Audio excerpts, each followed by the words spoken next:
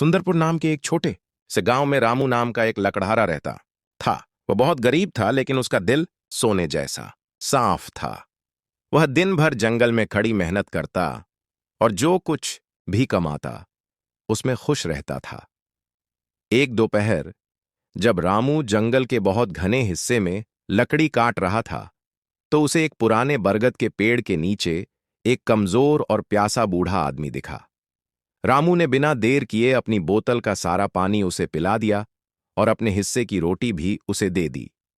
वह बूढ़ा आदमी असल में एक सिद्ध जादूगर था जो रामू की परीक्षा ले रहा था।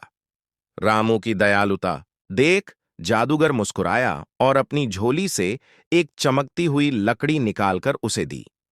जादूगर ने कहा, रामू, यह एक जादुई छड़ी है। इससे तुम जो भी मांगोगे वह मिल जाएगा, लेकिन याद रखना, यह छड़ी केवल तभी काम करेगी जब तुम्हारा इरादा दूसरों की भलाई का होगा। अगर तुमने लालच किया तो यह अपनी शक्ति खो देगी। रामू ने घर लौटकर सबसे पहले गांव के सूखे कुएं के पास जाकर छड़ी घुमाई। देखते ही देखते कुआं ठंडे और मीठे पानी से भर गया। इसके बाद उसने गांव के गरीब बच्चों के लिए सुंदर पाठशाला और बीमारों के लिए अस्पताल की मांग की। गांव में खुशहाली आ गई और हर कोई रामू का गुणगान करने लगा। लेकिन गांव के लालची जमींदार को यह सब रास नहीं आया।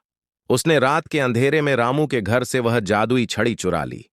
अपने महल में पहुंचकर उसने चिल्लाकर कहा, ऐ जादुई छड़ी, मुझे सोने और चांदी के पहाड़ों से भर दे। लेकिन छड़ी से सोना निकलने के बजाय काले बिच्छू निकलने लगे और जमींदार एक जादुई पिंजरे में कैद हो गया। जमींदार समझ गया कि उसका लालच उसे ले डूबा है। उसने रोते हुए रामू को बुलाया और उससे माफी मांगी। रामू ने छड़ी हाथ में लेते ही सब कुछ ठीक कर दिया और जमींदार को आजाद कराया। उस दिन के बाद से पूरे गांव में कोई भी लालच नहीं करता था और सब मिलजुल कर खुशी खुशी रहने लगे।